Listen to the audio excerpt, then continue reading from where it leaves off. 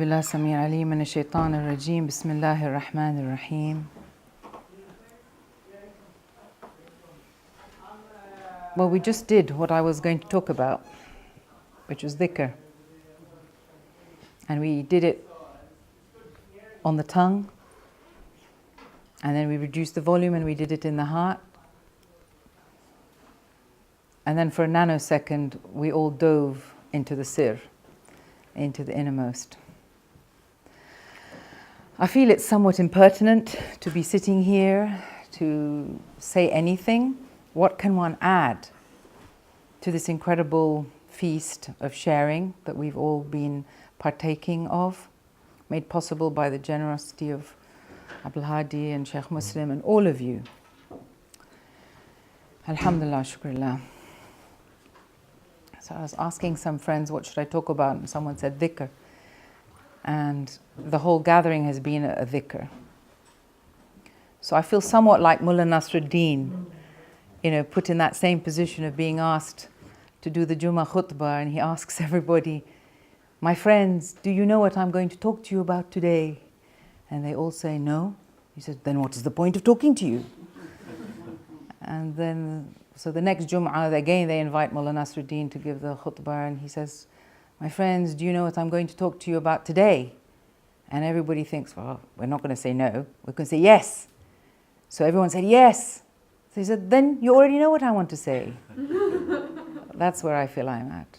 So the third week, he comes up and he asks, well, do you know what I'm going to talk to you about today? And half the audience said, right, we're going to say yes and you guys say no. So yes, no. He said, well, then those who know should tell those who don't know. So I think if you haven't got the message by now from this wonderful, wonderful retreat, I cannot say anything that will illuminate or enlighten you all further. Having said that, let's look at this idea and concept of dhikr a little bit. And I will talk about it briefly, and then I would like to share with you one of my absolute favorite diwans from the collection of Path to Light, but it's not one of Sheikh Muhammad ibn Habib's, it's one of Sheikh al-Alawi's. In any case, so the Quran tells us, the Quran describes itself as a dhikr. وَالْقُرْآنُ صَادْ وَالْقُرْآنُ ذِي الذِّكْر. I swear by the Quran, full of remembrance, admonition is sometimes used as the translation. Other places it says, Ya ayyuhalladhina amanu udhkurullahu dhikran kathira. O you who believe, remember Allah a lot. And then we love that verse, all of us. Is it not through dhikr that hearts are made tranquil and at peace? But dhikr isn't always useful. There are also verses in the Quran that tell us, and then hell is made to appear on that day, and on that day, what use will your dhikr be? Your mindfulness, your remembrance. It will avail you of nothing. It won't help you. So there's a hint in that as to the usefulness of dhikr, which is that it's a temporal act. It's to do with time. At the end of time, as we experience it, dhikr has no place. But whilst you are in time, dhikr helps you step out of time a little bit to experience the unchanging truth and connect with that. Hajj Mustafa mentioned the importance of dhikr, fikr and himma. Well, dhikr is not like fikr. Fikr is sort of contemplative thought. It's discursive. It involves contrasting and comparing things. It requires some, mental activity. And dhikr is to remember, is to bring out of memory, reminding. Your hifz, your hafidha, has got the preserved memory of what you are trying to recall. And if you look at the meanings, so it not only does it mean to remember, but to mention, it also means to remind, it also means to call to mind with somebody. You know, Arabic has this wonderful structure where each sort of three-letter root word undergoes slight changes and magnifications, and the meaning starts to change. So if you say dhakara, it means to mention or praise, and if you say dhakkara with the doubling the second letter, it means to remind. And then if you say dhakara, it's call to mind with someone else, because there's a reciprocality involved in the third form of the verb. Then you get to the fourth form, and then adhkara means to beget a male. So where does that take us? And Sheikh Saadi, I think I will ask your confirmation, because apparently that it's connected to the Hebrew, where the male has been mentioned more, and therefore it's connected to the term for male. This was a reference in Lane's lexicon. It's connected to the Hebrew. You can't believe Lane. So I was just trying to see what's the connection there. A male is mentioned more in the Torah than the female. Not actually true. Really? No. Well, this is very enlightening to me. Thank you. And the sixth form, which is tadhakara, is also to confer with somebody. So again, emphasizing that reciprocity. So as we know, there are levels to dhikr. You have the dhikr of the tongue, and that's where we all start. And it helps us to hone our attention onto one point. As we do dhikr, when I was taught to do dhikr, we were told to imagine the alif, lam, lam, he of Allah in front of your mind's eye. And Shaykh Allah says, if you cannot see a static one, see yourself, it coming towards you, or you disappearing into it, as just a focal point. Because as we know, when we do dhikr, when you stop and you sit in silence for a few moments, the monkey mind starts up, and all those task lists start appearing, or the gas that you think or suspect you didn't turn off before you left your house. So the dhikr of the lisan, through the sound, through the rhythm, begins to point our attention towards our breathing and our breath. When we do la ilaha, that negation is followed by that affirmation, illallah. And that is on the breath. It's that dual binary system, la ilaha illallah. And then we go gradually away from that duality towards an inner level where we're going towards tawheed, towards the unity of Allah. Unity, oneness, no longer duality. And that's when you're in the zone of the heart, of the qalb. Shaykh Allah often reminds us that the qalb is connected to the verb qalaba, which means to turn. And if you think of your heart as an organ that is actually spinning on an axis, and that axis has to be unipolar, it can't be multipolar. So it's spinning on its own axis. And if your heart is healthy, somewhat like a radar, it picks up all the signals. But if your heart is glitched, that turning isn't happening, you're not going to get the full 360-degree vision or insight.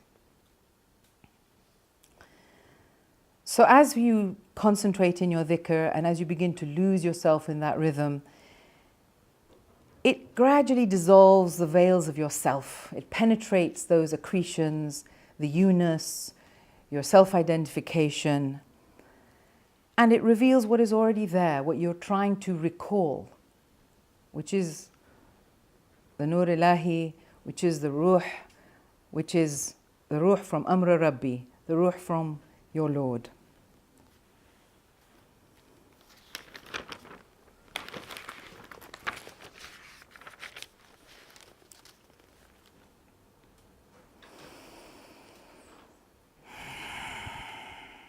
At the level of that innermost, at the level of the dhikr of the sir, you go beyond concept, you go beyond language. It becomes experiential.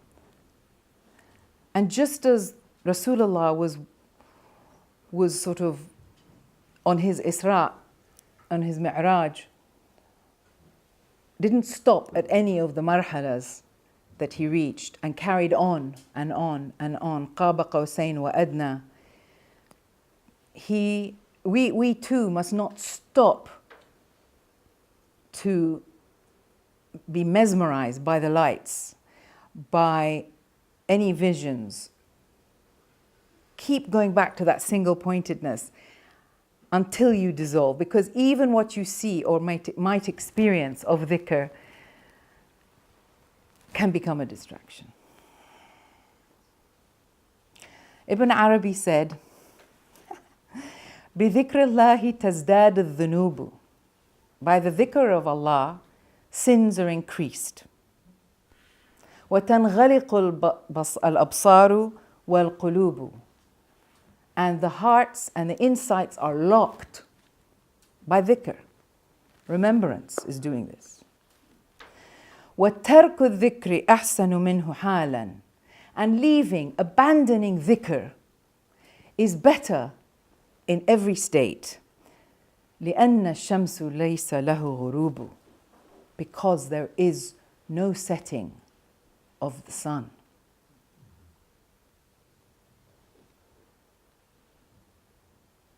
So for somebody like Ibn Arabi, he's pointing out that even dhikr becomes a barrier. Why? Because I'm doing dhikr. I am doing dhikr. I am doing dhikr. Actually, dhikr is doing you. The Quran says, it is Allah Allah and His angels who pray upon you. So at that level, if you still see yourself, you're not doing dhikr. It's better to abandon dhikr. And it comes from practice, tasting the dissolution of yourself. Can be an acquired taste. And the more you do dhikr, the more it becomes your inner state. You don't necessarily have to resort to the doing of dhikr. Dhikr is being done unto you and within you. Your heartbeat is in perpetual dhikr. As Shaykh Fadlallah was reminding us, our autonomic system, we're not telling our hearts to beat. The heart is already going, Allah, Allah, Allah.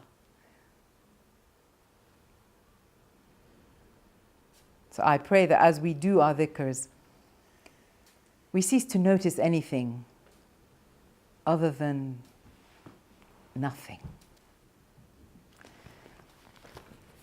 Shaykh Al-Alawi has a most magnificent diwan in his collection, and there are 3 of his diwans in here. And we don't sing them very often, sadly. This one has a slightly complicated refrain, which translates that as Ilzim Baba Rabbak, grip the doorway of your Lord, and leave all, Watrukul Ladun, and leave all that is other than Allah, all that is low. Was'alahu as-salama, and ask from Him peace and safety. Min dar al-futun, from the house of affliction. We are living in the house of affliction because, as we have been hearing and being reminded, duality will have to have both the negative and the positive. We'll have to have suffering as well as relief. They're both. It is the house of fitna, of trial and tribulation.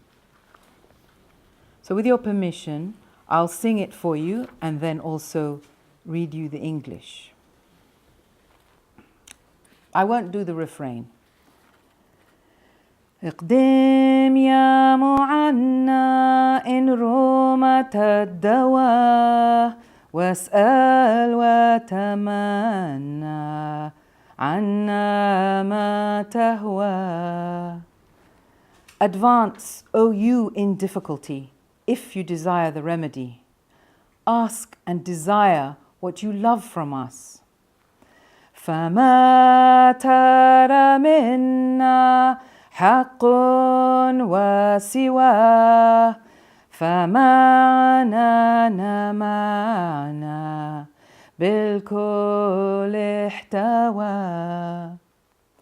What you see of us is true and other, Our meaning is a meaning which encircles all. When the Shaykh uses the word us, it's not him particularly. It is the Ahl al-Haq. He's talking in the voice of the awliya, of the realized beings. So what you see of us is true and other. Our meaning is a meaning which encircles all. It is a divine us.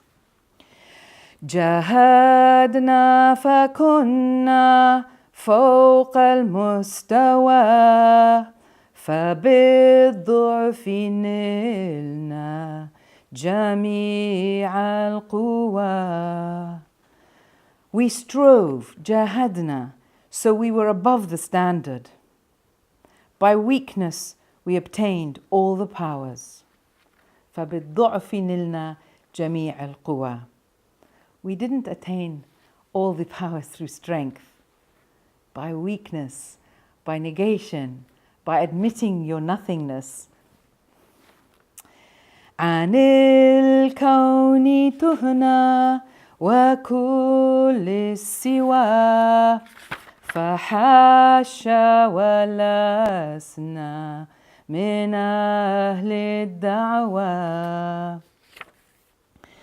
We wandered from the cosmos and all other. Allah forbid, we are not among the people of allegation. So we turned away from all the multiple pluralities around us, all the expressions of Allah's creativity. We've wandered away from it, seeking. And God forbid, we do not make any claims for ourselves. خذ الحق منا واترك الهوى وكن كما كنا ومت وانطوى. Take the real from us and leave passion. Be as we were and die and vanish. So powerful. Take the real from us and leave all passion, all hawa, all frivolities aside. And be as we were, die and disappear from yourself.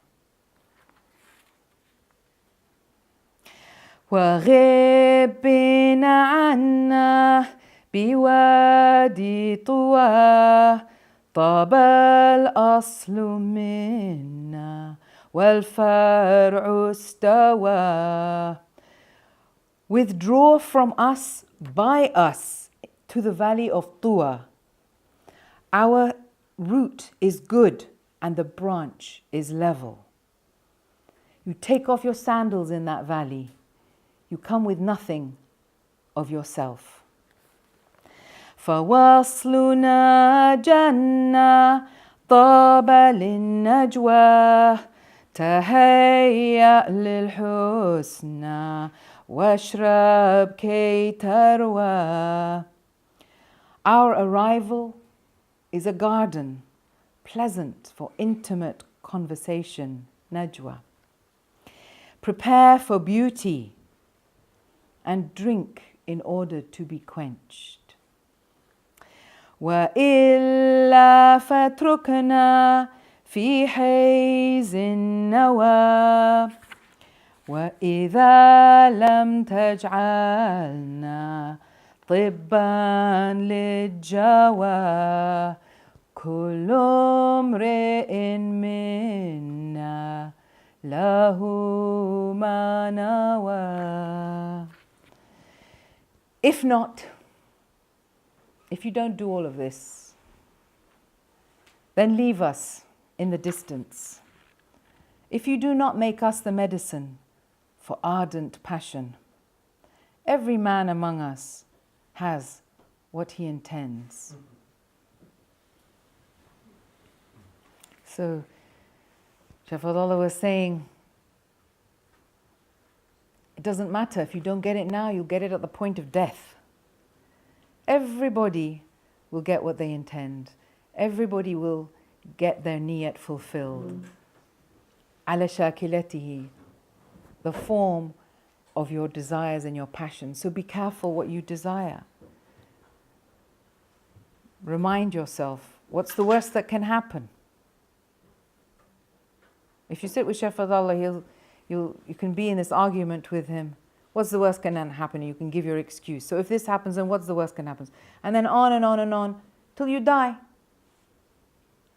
وَالْآخِرَةُ خَيْرٌ أَبْقَى. The akhirah is better and more long lasting. So there's a win-win situation. You're not going to lose. But for now, whilst we live and whilst we breathe, to taste that inner freedom is something that we cannot but help yearn for. That's why we're all here today. And we just need to be mirrors to each other, to remind each other. And when we sit with the shuyukh, we're reminded that it's all possible. It's possible to become free from your own inner biography, even as you still inhabit it and create it. Your role play in life and who you are and your personality do not fully define you. And our dhikr is meant to take us to that zone where we see ourselves as stardust, as light upon light, as reflections of Allah's beyond descriptionness, beyond what we can put ever into words or in our imagination. And it's only there that we really get that feeling of tranquility and at peace. And I pray that as we all progress on this path of dhikr, that we will all be able to have that in the centermost of our beingness, even as we are in a battlefield in the outer, but that state, that inner state, never leaves us. Ya Rabbi, I wish that be true for all of us. Alhamdulillah wa shukrullah. Bismillah ar-Rahman ar-Rahim. Alhamdulillahi Rabbil Alameen. Ar-Rahman ar-Rahim. Maliki yawm ad-Din. Iyaka na'budu wa iyaka nasta'een.